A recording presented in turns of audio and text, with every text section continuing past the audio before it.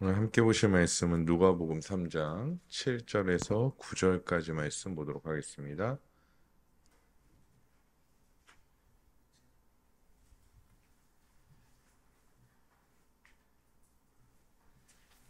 누가복음 3장 7절에서 9절 말씀. 제가 먼저 7절 읽겠습니다. 요한이 세례 받으러 나오는 무리에게 이르되 독사의 자식들아 누가 너희에게 일러 장차 올 진노를 피하라 하더냐. 그러므로 회개에 합당한 열매를 맺고 속으로 아브라함이 우리 조상이라 말하지 말라. 내가 너희에게 이르노니 하나님이 능히 이 돌들로도 아브라함의 자손이 되게 하시리라. 함께요. 이미 도끼가 나무 뿌리에 놓였으니 좋은 열매 맺지 아니하는 나무마다 찍혀 불에 던지리라. 아멘. 오늘 말씀의 자리에 나오신 성도님들을 주님의 이름으로 환영하고 축복합니다. 오늘은 도르트 신조 셋째, 넷째 교리 중에 10항과 11항 내용을 함께 살펴보도록 하겠습니다. 우리가 지난주에 복음을 들어도 어떤 사람이 하나님께 나오지 않는 이유가 인간에게 있다라고 배웠습니다. 오늘은 부르심을 받은 어떤 이들이 나오는 이유입니다. 나오는 이유. 우리가 아주 간단하게 공식처럼 생각해 보면 안 나오는 이유가 인간에게 있다면 나오는 이유도 인간에게 있지 않을까. 결국엔 그 결정권이 인간에게 있지 않을까라고 생각합니다. 사실 그렇다라고 얘기하는 것이 오히려 합리적으로 보이기도 하죠. 하지만 우리가 잘 알다시피 이런 어떤 공식에 대하여 우리가 잘못 이해하고 있는 것은 그 안에 있는 속의 의미를 잘 파악하지 못하기 때문입니다. 이전에 한번 말씀드렸지만 우리가 잘 아는 문구 중에 예수천당, 불신지옥이 있습니다. 이 예수천당은 맞지만 어떻게 보면 교리적으로, 물론 불신지옥도 뭐 틀린 건 아니죠. 하지만 교리적으로 또 오늘 우리가 함께 살펴보는 어떤 선택, 하나님의 선택과 또 영원한 작정, 이런 과정 가운데 본다면 불신해서 지옥에 가는 것이 아니라 불법하기 때문에 지옥에 가는 것이다라는 것이죠. 결국에는 하나님의 나라에 가는 것은 예수 그리스도의 공로로 가게 되는 것이고 하나님의 자녀가 되는 것이고, 지옥에 가는 것은 스스로의 죄로 말미암아 전적 부패로 말미암아 전적 무능력에 이르렀기 때문에 결국엔 그 결과로서 무엇입니까? 어, 그것을 지옥을 또 하나님께 나오지 않는 것을 택할 수밖에 없다라고 말씀드렸습니다. 오늘 본문을 보십시오. 요한은 하나님은 능히 돌들로 아브라함의 자손이 될 수 있게 하시는 분이다라는 것을 명확하게 말씀드립니다. 즉 인간을 돌조차 아브라함의 자손이 되게 하시는데 하나님의 능력이 임하신다면 모든 자들을 구원하실 수 있다라는 것이죠. 하지만 하나님께서는 기쁘신 뜻에 따라서 그렇게 하지 않으시기로 작정하셨던 것이죠. 자연인 상태의 인간은 스스로 하나님을 선택할 수 없다. 왜냐하면 전적으로 부패했기 때문이다라는 것이죠. 그러니까 우리는 이 성경의 공식을 잘 알고 있는데요. 인간은 왜 할 수 없는가? 인간은 왜 스스로 구원에 이를 수 없는가? 전적으로 부패했기 때문이다라는 것이죠. 그러니까 전적으로 부패하면 당연히 전적으로 스스로 하나님을 택할 만한 어떤 능력이 상실되기 때문에, 없어지기 때문에 하나님의 특별한 은혜가 아니면 스스로 구원받을 수 없는 존재다라는 것을 인간의 어떤 기본적인 그런 베이스로 우리가 이해하고 가지고 있어야 한다라는 것입니다. 이것이 무너지면요, 이것을 무너뜨리면, 그러니까 부분만 타락했다, 인간은 부분만 타락했다라고 얘기한다면 아르미니우스 주의자처럼 그러면 의지나 타락하지 않은 뭐 의지나 다른 어떤 이성이나 이런 것으로 구원에 이르를 수 있게 된다. 또한 하나님이 구원을 베푸실 때 그것을 선택하거나 선택하지 않을 수 있는 어떤 이성이나 의지를 인간이 보유하고 있다라고 착각하게 된다라는 것입니다. 하지만 성경은 생각하는 것이 모두 다 악할 뿐이며 인간은 전적으로 타락한 가운데, 부패한 가운데 무능력에 이르렀다. 아무것도 스스로 하나님의 뜻에 부합하게, 합당하게, 선하게 이룰 수 없다라는 얘기를 말씀을 해주고 있는 것입니다. 그래서 이제 이 말씀을 들으면서 일반 은총 얘기도 했죠. 일반 은총 가운데 혹자들은 눈으로 보기에 믿는 자들보다도 훨씬 더 선하게 살 수 있지만 그것이 하나님 보시기에 구원의 조건은 되지 못한다라는 것이죠. 그것은 하나님께서 믿지 않는 자들에게도 그런 도덕적으로 선을 행할 수 있는 마음을 주셔서 그런 어떤 생각과 기본적인 지식을 주셔서 그들이 그것을 행하는 것뿐이지 그것을 통하여 구원에 이르를 수 없다라는 것입니다. 구원에 이르르기 위한 어떤 능력은 전적으로 무능하다라는 것이죠. 오직 하나님의 특별한 은혜가 없다면 그 모든 것은 불가능해 버린다라는 것입니다. 그래서 우리 사랑하는 성도님들도 다른 것, 뭐 제가 이제 장황하게 또 다른 것 다 잊어버려도 이렇게 얘기하면 다른 것에는 이제 집중 안 하시고 요것만 기억하실 수도 있는데 다른 건 사실 다 잊어버려도 요 공식 전적으로 부패했기 때문에 전적으로 무능력하고 그렇기 때문에 스스로 구원에 이를 수 없다라는 요 공식만은 우리가 잘 기억하시기 바랍니다. 저도 이 공식을 잘 기억했더니 어저께 이제 제가 시험을 봤거든요. 그 자격고사라고 있어요. 그러니까 이 우리 학교 그러니까 총신에서 졸업하려면 영어는 이 정도 해야 되고 전공은 이 정도 해야 돼라는 이제 시험을 봐요. 근데 이제 그 시험을 보러 갔는데 이제 전공 시험에서 4번 문제에 전적 부패와 전적 무능력에 대해서 약술하시오 이렇게 나오더라고요. 그래서 제가 아주 그냥 뭐 잘 약술하고 왔습니다. 뭐 딴 문제는 잘 모르겠고요. 그 문제는 딱 보이더라고. 뭐 영어도 잘 모르겠고 그 문제는 딱 잘 쓰고 왔습니다. 그러니까 우리 성도님들도 이 공식만은 그러니까 인간에 대해서 왜냐하면 이 시대가 인간에 대해서 매우 긍정적으로 보는 시대이거든요.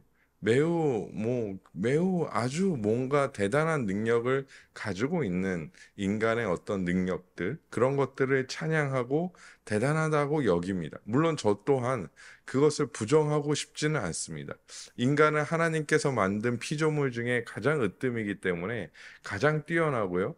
우리가 생각하지 못한 일들을 끊임없이 무언가 해내는 사람들이 인간이라는 것이죠. 하지만 수많은 일들이 이 시대 가운데 일어나고 수많은 기술들이 발전한다 할지라도 그 기술의 발전으로 말미암아 영원한 구원에 이룰 수 있는가? 그럴 수 없다라는 것이죠. 아무리 과학기술을 발달해서 또한 아무리 의학기술이 발달해서 사람이 오랫동안 살 수 있다 할지라도 뭐 줄기세포와 이런 걸 통해서 뭐 여러 가지를 막 해가지고 정말 200살까지 살 수 있는다 할지라도 200살까지 살면 좀 너무 힘들 것 같긴 한데요. 그렇죠? 200살까지 살 수 있다 할지라도 아니 정말 무드셀라만큼 살 수 있는다 할지라도 그것으로 구원에 이를 수 있는가? 없다라는 거죠. 그것으로 구원에 이를 수 있는가? 없다라는 것이죠. 그것이 무엇입니까? 무능력해버린 우리의 본성이라는 것입니다. 하지만 하나님께서는 부패한 우리의 본성, 무능력해져버린 우리의 본성을 뛰어넘는 효과적인 부르심을 우리 안에 적용시키십니다. 우리를 그리고 지명하여 부르시는 것이죠. 요한복음 11장 43절에 보면요. 이런 나사로의 이야기가 나옵니다. 이 말씀을 하시고 큰 소리로 나사로야 나오라 부르시니 죽은 자가 수족을 배로 동인 채로 나오는데 그 얼굴은 스곤에 쌓였더라. 예수께서 이르시되 풀어놓아 다니게 하라 하시니라. 아멘. 이 도르트 신조 강해를 쓰신 코넬리스 프롱크 목사님은 이 부분의 해석을 아주 기가 막히게 하셨고요. 제가 그 해석을 저 나름대로 각색해서 좀 말씀드리도록 하겠습니다. 나사로는 나흘이나 무덤 속에 있었습니다. 그의 몸은 부패했죠. 뭐 그 지역 자체가 뭐 겨울이 있는 것도 아니고 뭐 시원한 날이 있는 것도 아니고 뭐 계속 더운 날이기 때문에 사실 나흘이라는 시간은 무덤 안에서 시체가 썩기에는 충분한 시간이었습니다. 그 몸은 아주 다 부패했습니다. 일부가 아니라 이미 많은 부분 다 썩어져 가고 있었을 것입니다. 도무지 생명이란 찾아볼 수 없고요. 도무지 어떠한 움직임이란 찾아볼 수 없는 상태가 바로 나사로였을 것입니다. 그런 부패한 상태, 아무것도 할 수 없는 무능력 상태에서 나사로가 예수 그리스도의 부르심으로 어떻게 됐죠? 무덤에서 나오게 되었습니다. 그래서 이 프랑코 목사님은 이 부분을 나사로를 누구와 비교하냐면요. 전적 부패한 우리. 그래서 전적으로 무능력한 우리. 하지만 하나님의 부르심 가운데 다시금 새로운 생명을 얻어서 나온 우리로 동일시하고 있습니다. 사실 저는 이 부분을 이제 여러 차례 좀 읽었었는데 읽을 때마다 무릎을 탁 치게 되더라고요. 맞아. 이것이 우리의 상태지. 우리는 우리의 상태를 굉장히 좋게 여기지만 나사로처럼 뭐 나흘이 뭡니까? 말도 안 되게 전적으로 그냥 탁 썩은 시체 마냥 아무것도 할 수 없는 무능력한 그런 존재들이라는 것입니다. 원죄로 인하여 전적으로 부패된 우리, 그리고 그저 시체처럼 어떠한 소리에도 반응하지 않던 우리가 예수 그리스도께서 우리의 이름을 부르시고 택하신 우리를 나오라 하실 때 우리에게도 참 생명이 존재하게 되었다라는 것입니다. 그것이 하나님의 은혜죠. 이것보다 더 큰 은혜를 어찌 우리가 설명할 수 있겠습니까? 오직 하나님께서 우리를 효과적으로 부르실 때만 우리는 새 생명을 얻고 하나님께 나아갈 수 있는 줄 믿습니다. 그래서 우리가 구원받은 이유, 어떤 이들이 부르심 가운데 나오는 이유는 다른 어떠한 이유가 있는 것이 아니죠. 왜냐하면 다른 어떠한 이유가 있다면 그 다른 어떠한 이유에 생명이 있고 능력이 있어야 하는데 인간에게는 그런 생명과 능력이 없는 완전히 부패한 존재이기 때문입니다. 하지만 나사로가 예수 그리스도의 부르심 가운데 생명을 얻고 나왔듯이 그런 전적으로 무능력한 우리를 하나님께서 불러주실 때 우리는 새 생명을 얻고 나오게 될 수 있는 것이죠. 결국에는 어떤 이들이 나오는 이유는 다른 어떤 이유가 아니라 오직 하나님의 효과적인 부르심이 적용되기 때문에 우리에게 주어졌기 때문에 그 소리를 듣고 그 음성을 듣고 나오게 되었다라는 것입니다. 그럼 조금 더 자세히 살펴보면 하나님께서는 택자들을 부르실 때 마음의 성령으로 하여금 그 부르심에 응답하게 하십니다. 하나님께서 아담의 코에 생기를 불어넣어 주셔서 사람이 되게 하신 것처럼 성령을 우리 가운데, 즉 예수 그리스도의 영을 우리 가운데 보내셔서 예수 그리스도를 영접하게 하시고 그 예수 그리스도로 말미암아 참 생명을 얻게 하셨다라는 것입니다. 진흙과 같은 우리를 빚으셔서 진흙을 빚으셔서 그 코에 생기를 넣어서 인간이 되게 하셨던 것처럼 우리로 하여금 그런 은혜를 허락해 주셨다라는 것이죠. 다시 이 부분을 나사로 이야기와 연결시켜 보면 예수께서 마르다에게 이렇게 말씀하십니다. 예수께서 이르시되 내 오라비가 다시 살아나리라. 이게 23절 요한복음 11장 23절 말씀인데요. 그랬더니 마르다가 이렇게 대답합니다. 마르다가 이르되 마지막 날 부활 때에 다시 살아날 줄 내가 아나이다 라고 대답합니다. 이렇게 마르다가 대답할 수 있었던 이유는 무엇이냐면 그에게 예수 그리스도를 통한 부활의 어떤 소망이 있었던 것이 아니에요. 왜냐하면 유대인들 중에서도 우리가 그 성경을 읽다 보면 유대인들 중에서도 부활이 있다 하는 자들이 있고 부활이 없다 하는 자들이 있었지 않습니까? 그래서 유대인들 중에서도 분명하게 부활을 믿는 자들이 존재했기 때문에 마르다는 그것에 근거하여 마지막 날 부활 때에는 다시 살아나는 줄 믿습니다라고 말했던 것이죠. 그럴 때 예수께서는 그 말에 이렇게 대답하십니다. 요한복음 11장 25절에서 26절입니다. 예수께서 이르시되 나는 부활이요 생명이니 나를 믿는 자는 죽어도 살겠고 무릇 살아서 나를 믿는 자는 영원히 죽지 아니하리니 이것을 내가 믿느냐. 아멘. 결국 예수 그리스도를 영접하는 자는 참된 생명을 얻게 될 것이야. 유대인들이 말하는 부활이 아니라 나를 믿는 자는 영원한 생명, 영생을 누리게 될 것이라고 말씀하는 것입니다. 하나님께서 택한 자들을 부르실 때 오직 다른 말로 부르시는 것이 아니라 오직 예수 그리스도의 복음으로 부르시고 성령께서 우리로 하여금 예수 그리스도의 그 부르심 가운데 예수 그리스도를 영접하게 하십니다. 그리고 우리에게 영원한 생명을 허락하시는 것이죠. 결국 이 부르심은 또한 어떤 사역이냐면 삼위일체 하나님의 사역이라는 사실을 우리는 여기서 알 수 있습니다. 그냥 하나님이 나를 구원하셨지 나를 부르셨지가 아니라 그 놀라운 삼위일체 하나님, 그 신비로운 삼위일체 하나님께서 우리 한 사람 한 사람을 부르시기 위하여 이런 놀라운 은혜를 우리 한 사람 한 사람 모두에게 베풀어 주셨다라는 것이죠. 그래서 이런 것들을 삼위 하나님이 하시는 이런 일들을 인간이 할 수 있다라고 말하는 것 자체가 얼마나 아이러니하고 교만한 생각인지 우리는 명확하게 알고 있어야 한다라는 것입니다. 인간의 지혜로는 불가능합니다.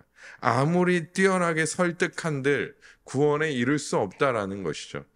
뛰어난 언변이나 어떠한 시스템으로 사람의 환심은 살 수 있습니다. 보여지는 것으로 사람의 환심은 살 수 있다라는 것이죠. 하지만 그것들로 하나님의 부르심에 반응하지는 못한다라는 것입니다. 우리 고린도전서 2장 4절과 5절 말씀 함께 읽어보도록 하겠습니다. 시작. 내 말과 내 전도함이 설득력 있는 지혜로 말로 하지 아니하고 다만 성령의 나타나심과 능력으로 하여 너희 믿음이 사람의 지혜에 있지 아니하고 다만 하나님의 능력에 있게 하려 하였노라. 아멘. 내 말과 내 전도함이 지혜의 말로 하지 아니하고 오직 성령의 나타나심과 능력으로 하였다라고 말씀합니다. 왜냐하면 우리의 믿음이란 사람의 지혜에 있지 아니하고 사람이 얼마나 지식을 가지고 있느냐에 있지 아니하고 다만 하나님의 능력에 있기 때문이다라고 말씀합니다. 하나님의 능력의 말씀이 복음의 말씀이 우리를 살린 줄 믿습니다. 이해되기 때문에 믿는 것이 아니죠. 이해되지 않는 부분들이 얼마나 많이 있습니까? 성경에 보면 홍해가 갈라졌다? 이거 어떻게 믿습니까? 바다 갈라지는 거 보신 적, 선제도 말고요. 저기 선제도인가요? 거기 바다 갈라지는데 거기도 뭐 막 이렇게 갈라지진 않더라고요. 이렇게 갈라지진 않고 어느새 보니까 갈라져 있더라고요. 예, 선제도 이런 거 말고요. 갈라진 거 본 적 있으십니까? 저는 없습니다. 무리를 걷는 사람 보신 적 있으십니까? 저는 없습니다. 저는 없습니다. 죽은 자가 부패했는데 나흘 만에 죽은 자를 살렸다? 이런 일도 본 적이 없습니다. 사실 사람의 지혜의 말로, 사람의 생각으로 이런 것들을 설득하기 위해서는 사실 이런 이유를 설득하려고 한다면 그렇게 할 수 없다라는 것이죠. 오로지 하나님의 능력, 성령의 나타나심과 하나님의 능력. 이는 사도 바울이 성령의 능력을 가지고 막 휘둘렀다는 얘기가 아니라 사도 바울이 오로지 나의 힘으로, 나의 지혜의 말로, 나의 능력으로 그 일들을 한 것이 아니라 오직 성령의 능력이 그것을 하셨다라고 고백하고 있는 거죠. 자기는 그냥 복음을 전했을 뿐이고 나머지 그 일들은 하나님께서 하셨다라는 것을 말씀해 주고 있는 것입니다. 하지만 혹자들은 현대 시대에도 뭐 이전 시대에도 마찬가지였지만요. 성경에 어떤 이해되지 않는 수많은 기적들, 이적들을 제하여 버리려고 애씁니다. 그것은 그저 함의적인 의미를 품고 있는 거죠. 물론 이 성경을 문자적으로만 해석하는 것 또한 위험한 일이지만 이런 어떤 성경에 나오는 기적과 이적들을 실제 역사 안에서 없었던 일인 것처럼 얘기한다라는 거죠. 마치 이솝우화의 어떤 교훈을 주는 스토리처럼 이야기한다라는 것이죠. 그렇게 해서 사람들을 설득하려 하지만 어떻게 이런 이적과 기적의 내용으로 사람들을 설득해서 그들을 복음으로 나오게 할 수 있느냐? 그러면 어떻게 해야 되냐? 이 이야기가 실제로 있었던 일이 아니라 그냥 어떤 교훈이나 이런 걸 주기 위하여 이솝우화처럼 이런 그런 내용이야라고 얘기한다라는 것이죠. 그런데 여러분, 우리도 생각해 보십시오. 우리도 믿기 전에는 이런 기적들이, 이런 이적들이 도무지 있을까 하는 의문을, 그건 말도 안 되지라는 생각을 안 해봤던 사람은 없을 겁니다. 심지어 믿은 다음에도 그런 생각을 해보신 분들도 있을 것입니다. 하지만 우리는 무엇입니까? 이 말씀을 믿죠. 이 이적과 이 기적들이 실제로 하나님께서 하신 일들이라는 것을 믿죠. 왜 그렇습니까? 성령의 나타나심과 능력으로 우리가 부르심을 받았기 때문이라는 것입니다. 그렇기 때문에 우리가 이해되진 않죠. 이성적으로 이해되지. 홍해가 갈라지고 뭐 노아 막 비가 막 내리고 막 이런 일들이 이해되진 않지만 믿음으로 우리가 성령의 능력으로, 성령의 역사로 이 말씀을 바라볼 때 우리는 이 말씀이 하나님의 능력이며 실제로 일어난 일이라는 것을 믿는 거죠. 창조도 마찬가지죠. 창조도 과학적으로 증명해낼 필요가 없다. 결국엔 우리가 이 창조를 과학적으로 자꾸 증명하려고 하기보다는 우리는 어떻게 해야 합니까? 믿음으로 이것을 받아들이는 거죠. 창조가 하나님의 능력으로 될 수 있는 충분한 일이다라는 것을 믿음으로 우리가 받아들이는 거예요. 뭐 유신 진화론, 뭐 다른 논리, 뭐 이런 것으로 적당히 타협하는 것이 아니라는 것입니다. 왜냐하면 그렇게 된다면 사람은 설득할 수 있겠지만 그 사람을 믿음으로 이끌 수도 없을 뿐만 아니라, 그렇게 한다면 하나님의 능력을 부정하는, 하나님의 창조의 능력과 작정을 부정하는 그런 일들이 되기 때문입니다. 우리 안에도 어떠한 제가 반이성적으로 살자라는 말은 아닙니다. 우리 그리스도인들도 이성적으로 살아야죠. 합리적으로 살아야죠. 세상에서 살아갈 때는. 하지만 하나님의 말씀 앞에서는 우리는 분명하고 단호하게 이것이 우리의 진리이고 이것을 따르는 것이 우리의 참된 이성이다라는 믿음으로 살아가야 할 줄 믿습니다. 우리 그럼 계속해서 오늘 10항과 11항 중에 11항 내용을 읽어보도록 하겠습니다. 좀 길기 때문에 제가 빠르게 읽겠습니다. 하나님께서 택하신 자들에게 그분의 선하고 기뻐하시는 일을 시행하여 그들 안에 참된 회심을 일으키시는데 다음과 같은 방법으로 하십니다. 하나님께서는 복음이 그들에게 전파되게 하셔 성령으로 그들의 마음을 강력하게 비추어 주셔서 그들이 하나님의 성령의 일들을 바르게 이해하고 분별하도록 하십니다. 또한 회심케 하시는 동일한 성령의 효력 있는 사역을 통해 주님께서는 사람의 가장 깊은 곳까지 뚫고 들어가셔서 다친 마음을 여시고 굳어진 마음을 부드럽게 하시며 할례 받지 않은 마음에 할례를 행하시고 그의 의지에 새로운 자질을 주입하십니다. 그렇게 하나님께서는 죽은 의지를 살아나게 하시며 나쁜 의지를 선하게 하시고 거역하던 의지를 기꺼이 행하려는 의지로, 완고하던 의지를 순종하는 의지로 만드십니다. 그분께서 의지를 감동시키시고 강하게 하시기 때문에 마치 좋은 나무가 그러하듯 사람의 의지도 선행의 열매를 맺을 수 있게 됩니다. 아멘. 우리의 마음이 좋아서, 그러니까 우리가 좋은 밭이라서, 원래부터 좋은 밭이라서 우리가 하나님의 말씀을 더 잘 들을 수 있었고 더 잘 반응할 수 있었던 것이 아니라는 것이죠.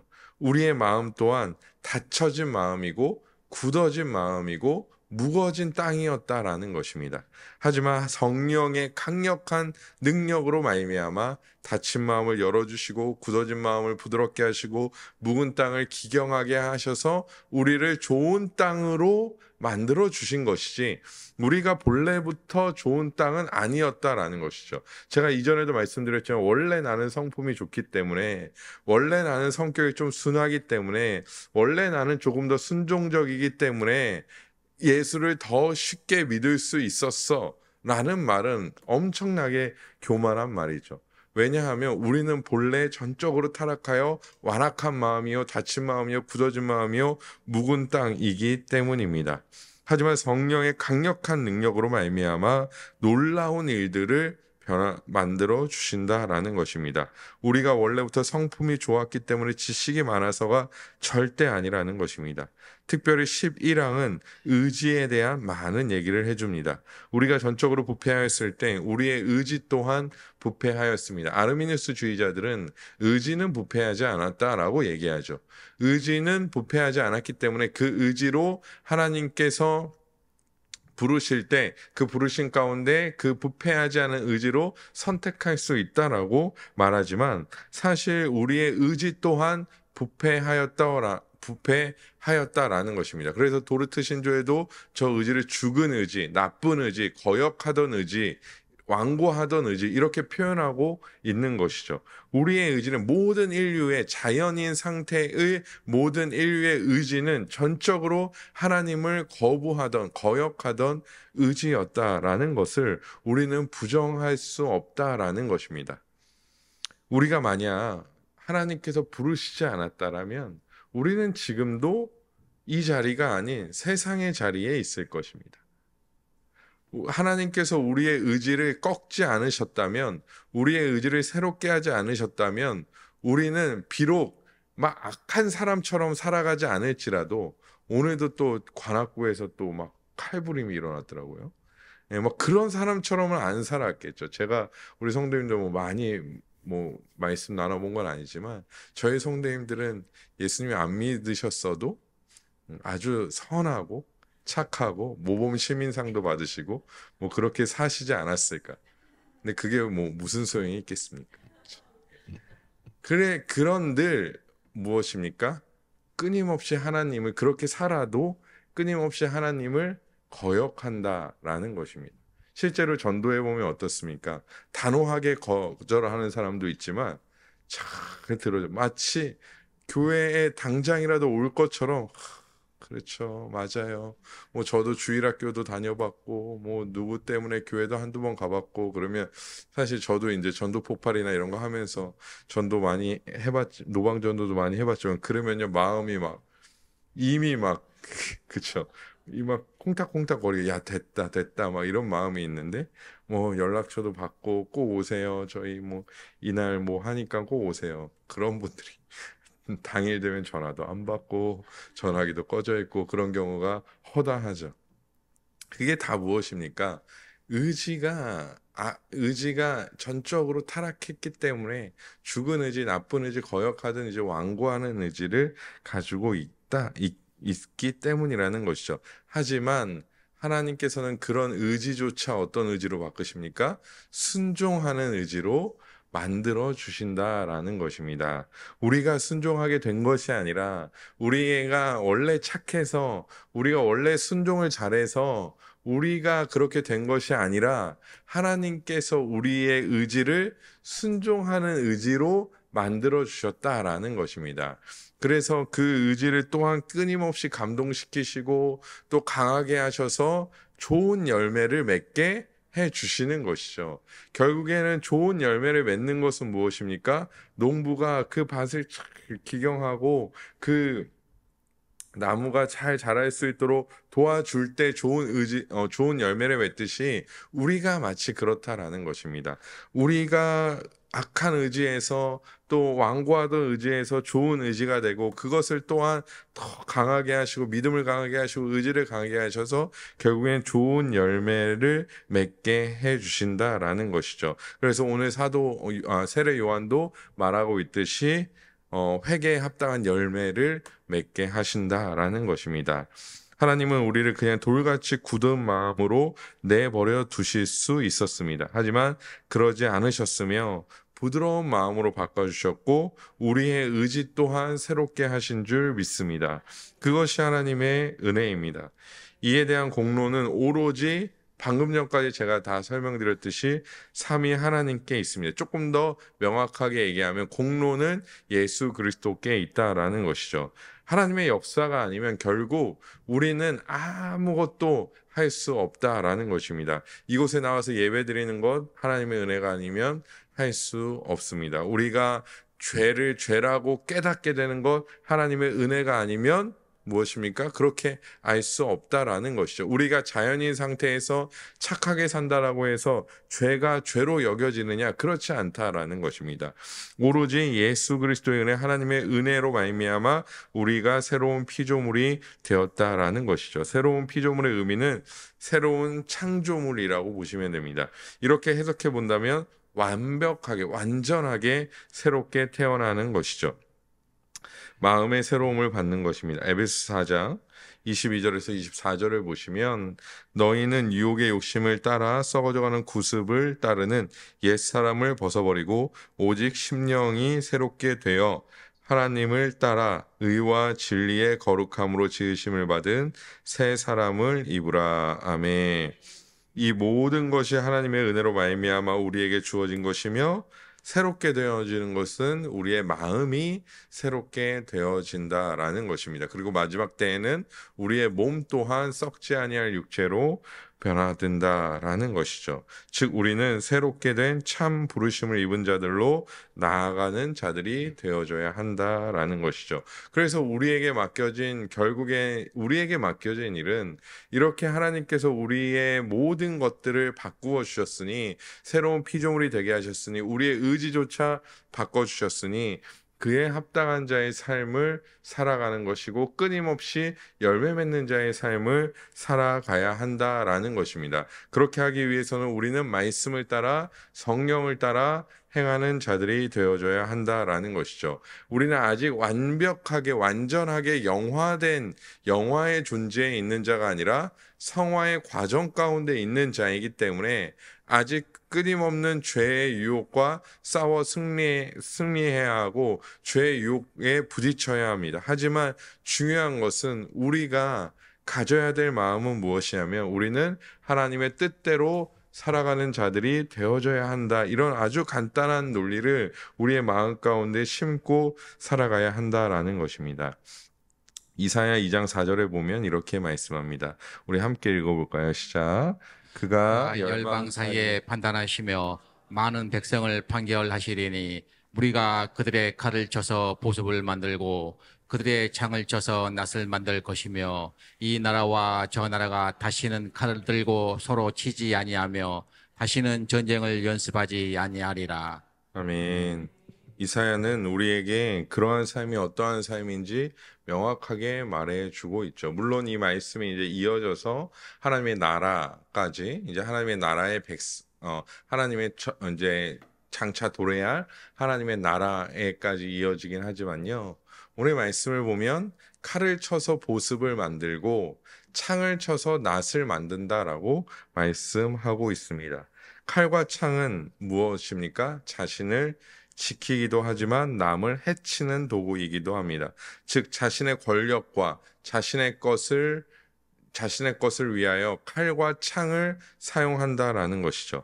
하지만 보습과 낫은 무엇입니까? 보습은 이제 쟁기 같은 건데요. 그냥 농사의 도구입니다. 일반적인 것이고 어찌 보면 다른 자들을 위해 쓰이는 도구라는 것입니다.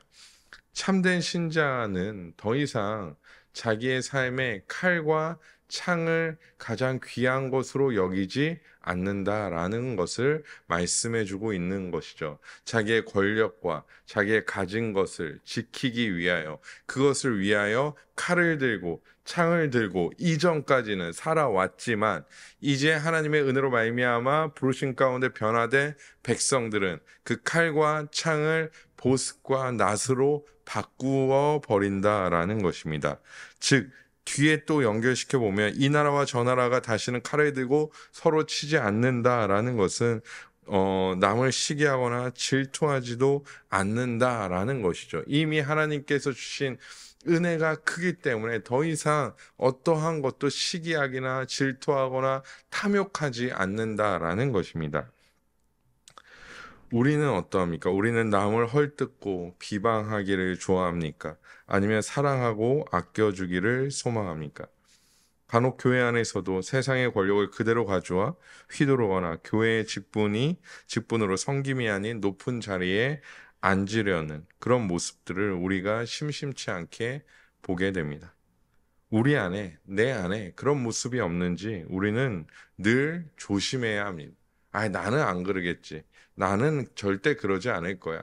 라는 생각은 얼마나 교만한 생각인지. 언제나 그런 모습이 나올 수 있다라는 것입니다. 그런 모습이 없는지 우리는 날마다 조심해야 합니다. 그리고 그런 마음이 일어나려고 할 때 우리는 회개해야 합니다. 나의 나됨을 자랑하고 드러내고자 하는 것은 강하게 말하면 하나님을 모욕하는 것이다라고 말할 수도 있다라는 것이죠. 그냥 나를 드러내는 게 왜 하나님을 모욕하는 것입니까? 그것은 하나님이 주신 은혜, 새롭게 하신 은혜, 그 모든 것들을 부정하는 것이기 때문에 어찌 보면 하나님을 모욕하는 것이다라고 볼 수 있다라는 것이죠. 그러니까 세상 사람들이 교회를 욕한다고, 세상에 믿지 않는 자들이 교회에 대해서 비방한다고, 그것이 어찌 보면 하나님을 모욕하는 것이 아니라 우리가 하나님의 뜻대로 살아가지 않는 것이, 우리가 교만하고 자만하고 내 자신의 권력과 내 자신의 어떠함을 드러내고자 하는 것이 훨씬 더 하나님을 모욕하는 일이 아닐까라는 생각을 우리는 가져야 한다라는 것입니다. 여러분, 예언서들을 보십시오. 하나님께서 많은 선지자들을 통하여 유다 백성들, 즉 이스라엘 백성들 뿐만 아니라 다른 나라들도 이제 어떻게 심판하실지에 대해서 이제 말씀하십니다. 그런데 그들은요, 그냥 그들의 행위로 보응을 받습니다. 그들이 어떻게 했기 때문에, 압제했기 때문에, 그들이 뭐 했기 때문에. 근데 유다 백성들은, 이스라엘 백성들, 즉 하나님의 자녀들은 무엇으로 책망받고 무엇 때문에 심판받는 줄 아십니까? 하나님을 떠났기 때문에, 교만했기 때문에, 자만했기 때문에, 하나님을 의지하지 않았기 때문에. 이런 구분점과 차이점이 예언서에 명확하게 드러난다라는 것이죠. 그들은 행한 대로 보응을 받지만 하나님의 백성들은 다른 것이 물론 다른 어떤 일들도 우리가 성실히 해 나가야 하지만 중요한 것은 하나님의 새롭게 하신 그 놀라운 은혜와 사랑을 힘입어 살아가야지, 그렇게 하지 않는다면 결국에 하나님을 모욕하는 것이다 라고도 볼 수 있다라는 것입니다. 그러기에 우리는 철저하게 낮아져야 합니다. 하나님을 알지 못하고 하나님의 은혜를 깊이 깨닫지 못하면 결국 자신의 의를 드러내고자 하는 것은 인간의 본성입니다. 끊임없이 우리가 스스로를 십자가에 못 박지 않으면 끊임없이 우리의 자아가 일어나는 것, 자신의 의를 드러내고자 하는 것, 이름을 내고자 하는 것, 바벨탑을 쌓는 것, 그것은 다 인간의 본성대로 하는 일이라는 것입니다. 우리 또한 그럴 수 있다라는 거죠. 하나님의 은혜를 잊고 하나님의 은혜를 너무나 쉬운 것으로 그냥 던져버리고, 하나님 나에게 내 삶을 그냥 윤택하게 해주세요. 내 삶을 성공하게 해주세요. 내 삶을 빛나게 해주세요. 그냥 이런 것을 위하여 하나님을 믿고 따른다면 그것은 무엇입니까? 자신의 의를 드러내고자 하는 인간의 본성적인 모습이라는 것입니다.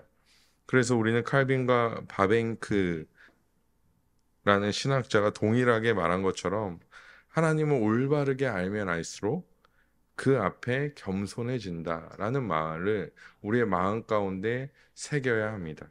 하나님을 알면 알수록 교만해진다. 그거 하나님 모르는 겁니다. 지식적으로는 많이 쌓은 것일 수 있지만 그것은 하나님을 모르는 겁니다.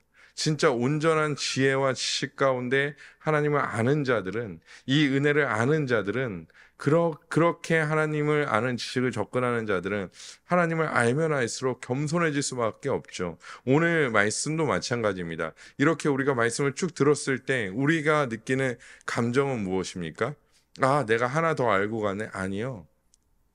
이런 말씀을 들었을 때 우리가 느껴야 할 감정과 우리가 느껴야 할 생각은 무엇입니까? 하나님의 은혜가 아니라면 나는 아무것도 아니구나. 나는 전적으로 부패한 존재구나. 나는 스스로 절대 구원받을 수 없는 비참한 존재구나. 하지만 하나님께서 나를 부르셨구나. 삼위일의 하나님의 놀라운 사랑이 내 안에 존재하는구나. 이런 비참함과 감격이 공존하며 하나님의 은혜를 찬양하고 그 앞에 겸손하게 엎드리는 자들이 된다라는 것입니다. 그저 우리가 구원받았다고 하나님의 자녀가 되었다라고 말로만 나는 하나님의 자녀가 됐어. 그냥 보여지는 것으로만 그렇게 하는 것이 아니라 우리의 삶에서 그에 합당한 열매를 맺어가는 자들이 되어져야 할 줄 믿습니다. 우리 안에 칼이 있다면, 우리 안에 창이 있다면, 아직 그런 것들이 우리 안에 존재한다면, 우리는 새롭게 된 피조물들이니 그런 것들을 모두 다 쳐서 보습과 낫으로 만드는, 그래서 많은 자들에게 유익이 되고 기쁨이 되는 삶을 살아가시길, 그리고 또한 하나님의 은혜를 잊지 않고 살아가는 저와 여러분들 되시기를 주님의 이름으로 간절히 소망합니다.